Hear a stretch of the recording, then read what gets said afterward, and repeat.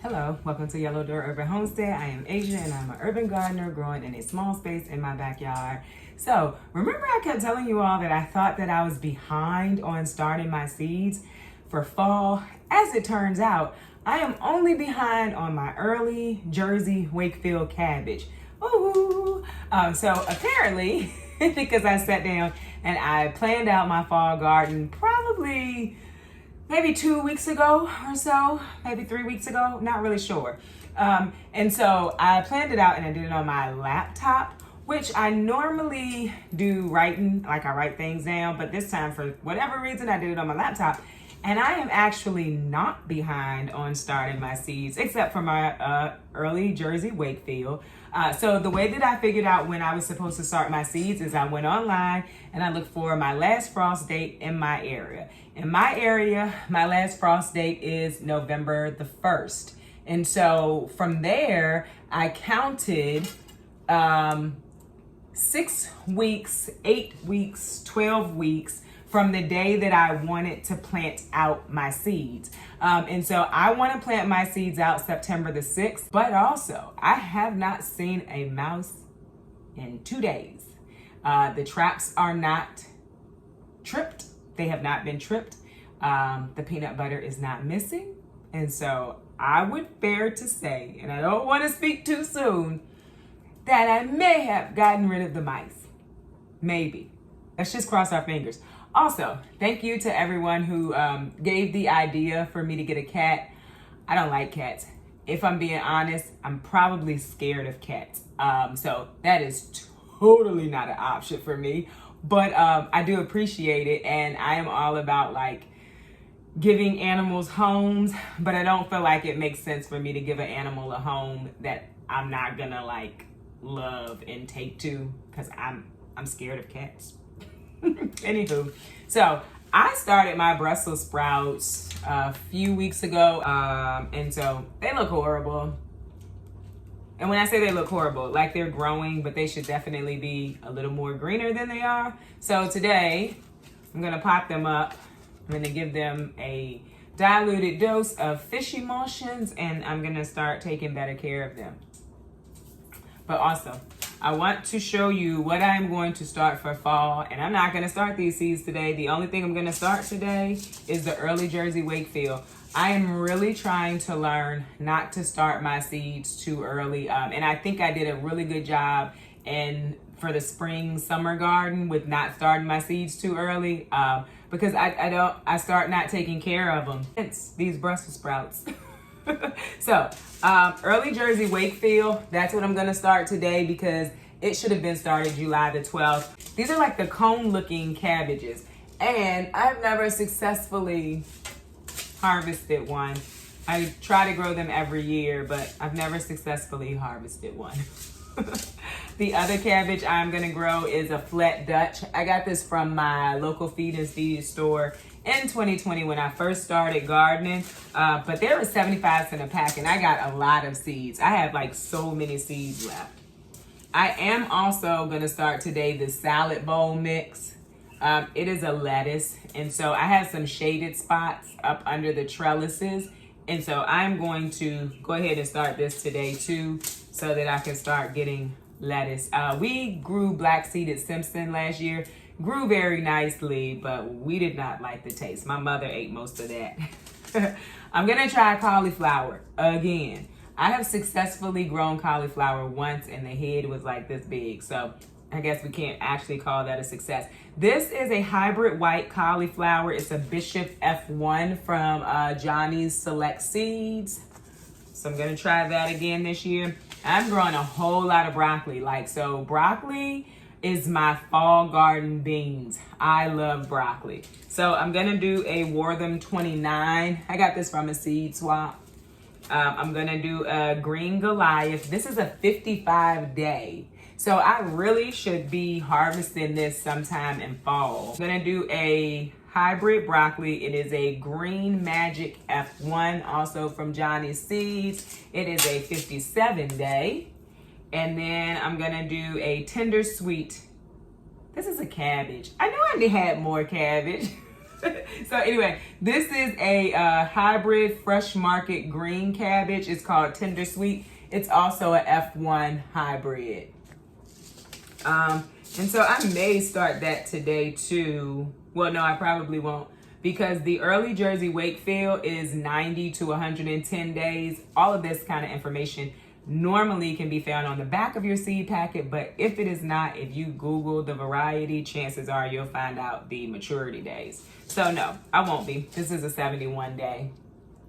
And so that is actually a cabbage. Let's put that in the place that it belongs. Another thing that's in the broccoli family, but not actually broccoli, it's broccoli rabe. Delicious in a soup or in a ramen. I put this in soups and ramens all the time. This is from Botanical Interest. I like their seeds. This is a 45 day. So I'll be harvesting this in the fall. And then I also harvest it through the winter and probably early spring. Early spring, this starts to go to seed really quick in my experience. So, but it is delicious. I'm gonna try spinach again because I did successfully grow spinach early spring this year. Pretty excited about that. This is from the Dollar Tree, but I'm still gonna grow it. Kohlrabi, I absolutely love Kohlrabi. I grew it for the first time, I think last year, and I do like it. This is an early purple Vienna with a free seed pack from Baker's Creek.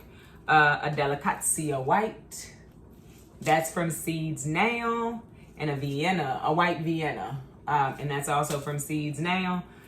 Also gonna put out some cilantro. This is from Cedra Seeds. Cilantro is, I think I said cilantro.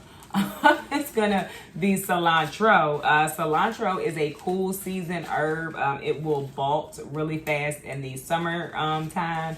They do have bolt friendly or slow bolt, not bolt friendly. That makes no sense. Slow bolt varieties too. I'm just gonna grow it in the fall. Also gonna do some purple top turnips. I did really well with turnips last year. I'm hoping for bigger bulbs this year. I'm trying it again. And I'm gonna do some purple top rutabaga, which I had put rutabaga out earlier this year, but it didn't do well. It's like really hot. Although my planting guide for my area said I could, but I also probably wasn't keeping it as wet as I should have.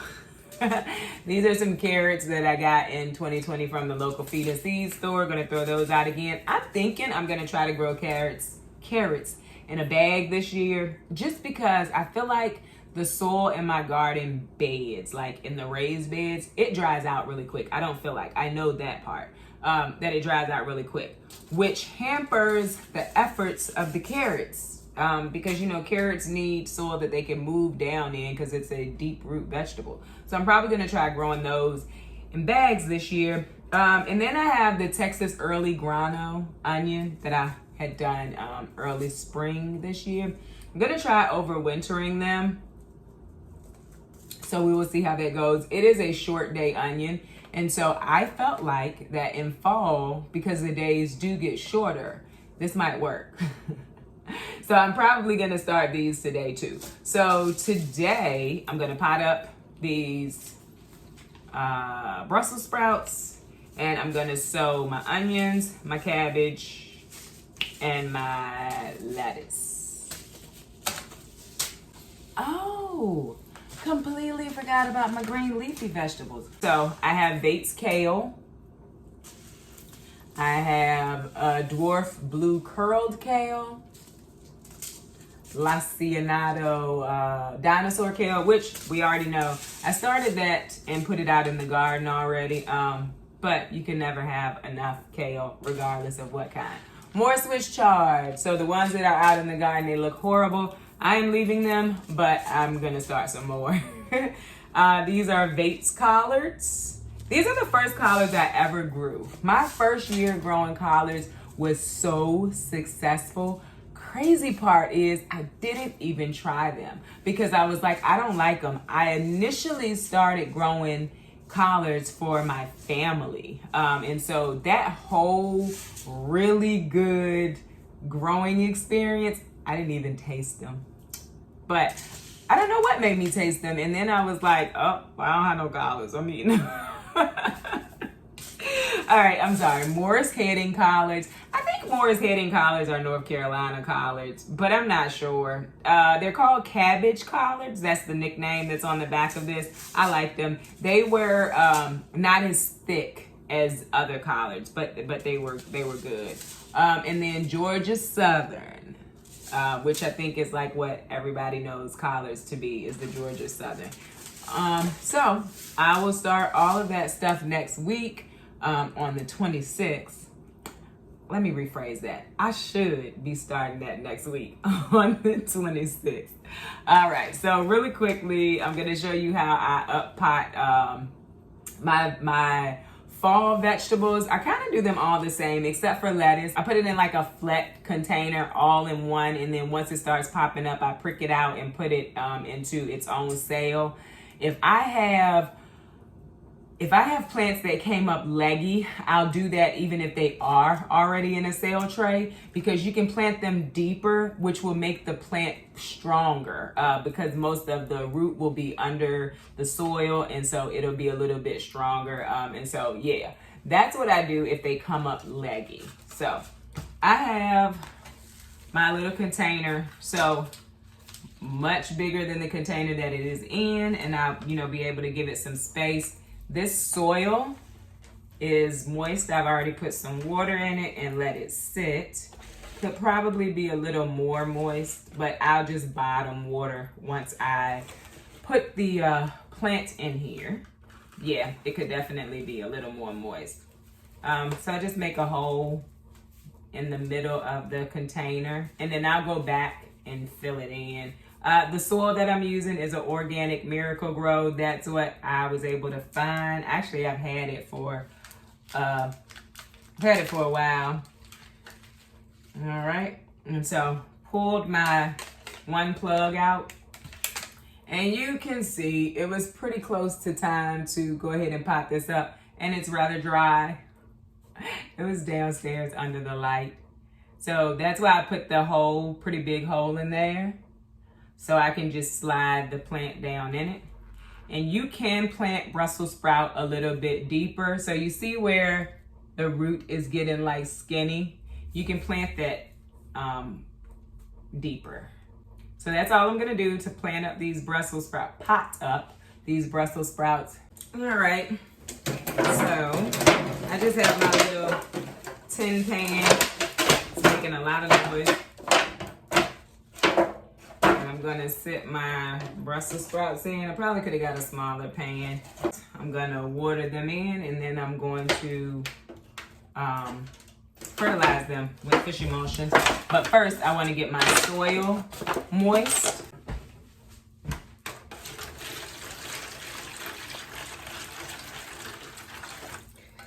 It was the closest thing I had.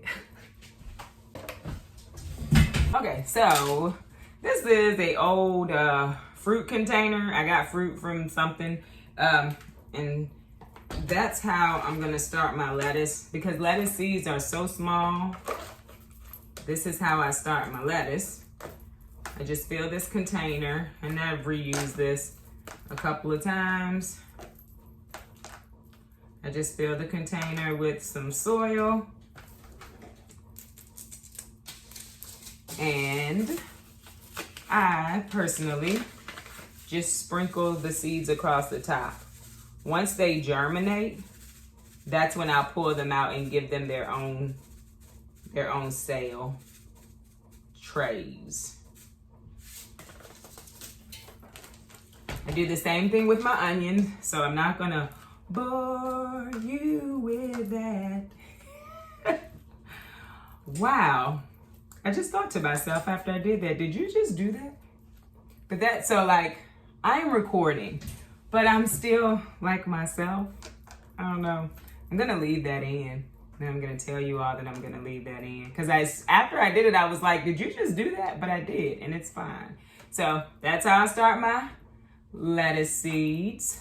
All right, so those are the seeds I'm gonna start. That's how I start my lettuce. If you have any questions about starting fall seeds, feel free to put it in the comments below, and I am always open to answering questions.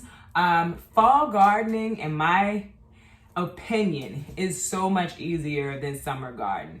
The weather is cooler. I will say the pests they are still out. You have to worry about the white butterfly. I think it's called a cabbage moth. They lay eggs and they turn into these little green worms that will decimate a fall plant.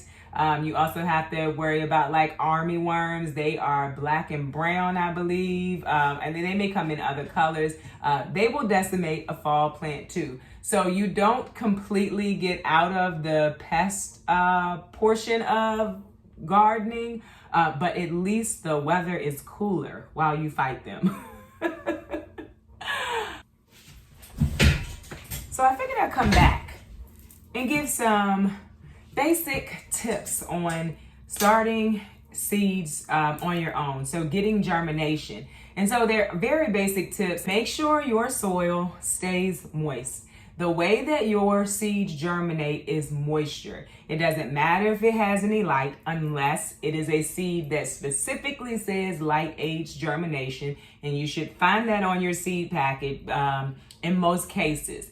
But like when you start out, you don't have to have light. You just need your soil to be moist. And so in some cases, I will cover my soil with some saran wrap, so plastic wrap. So you need it to be moist, and you need, in most cases, for it to be warm. So moisture and warmth is what you need for your seeds to germinate. So if you cover your tray with saran wrap, then that's gonna hold the moisture in. And if it's in a warm spot, then it's also going to warm it up as well. So once your seeds do germinate, so as soon as your seeds germinate, you have to remove that plastic if you choose to use plastic. Because if you leave the plastic on, the moisture and the warmth, so it's gonna cause your seedlings to be leggy. What leggy means is the seedlings will just be long. And so you can save your plants if that happens. When you get a leggy seedling, just repot it and plant it deep. But at that point, you have to make sure you have a good amount of light. I use shop lights. You can get grow lights. If you have a window that has a lot of sun, you can also put it in a window. I'm gonna try growing everything outside in the greenhouse, like not straight out in the elements, but in the greenhouse. And so they will have the light that they need. So once it germinates, that's when you have to have light. If you don't have light, then your seedlings are going to struggle and they are going to be leggy. Because when they start to grow leggy, once you've removed the plastic and the moisture is not the issue, it's because it is stretching for light. So you have to have a good amount of light. After that, you just want to make sure still that you keep the soil moist, because at this point, the roots are trying to grow. And so they need moisture to be able to grow and get through the soil. If it gets dry, if you see your plant starting to droop, just add some water. In a lot of cases, if your soil dries out, just make sure you give the plants a nice drink of water. Try not to do this because it stresses the plants out. But if it happens, and it has happened to me several times, I posted a picture one day on Instagram and I was like, so this is not a suggestion post, but if this happens, this is what you can do. And that's happened plenty of times out in my greenhouse, which is why I'm so nervous to try to start these plants in my greenhouse, but I'm going to. Also, I do give a diluted dose of fish emulsion. So fish emulsion has nitrogen, plants need nitrogen to grow. So I do a diluted fish emulsion feed once every 2 weeks probably. It needs to be very diluted though, because if you give it the full force, then it can burn your plant's roots and it can kill your plants. So the way that I do it is, so the fish emulsion says you need 2 tablespoons to a gallon. A watering can is 2 gallons big. That's how much you can fill it up with water. And so instead of giving it 4 tablespoons, I only give it 1. And so that's like very diluted, and I feed from the bottom so that the soil only takes up what it needs, and then I pour off what I don't need. And so those are just a few of my tips for starting seeds and taking care of your seeds. If you have any more questions, by all means, put them in the comments below. If you have any tips for how you start your seeds, outside, inside, however, go ahead and leave those in the comments below so we can help each other out. Anywho, have a great day. Thanks for watching. Don't forget to like, share, and subscribe. Don't forget to visit me over on Instagram, where I post about the things going on in the garden pretty much every day. Have a great week. Bye.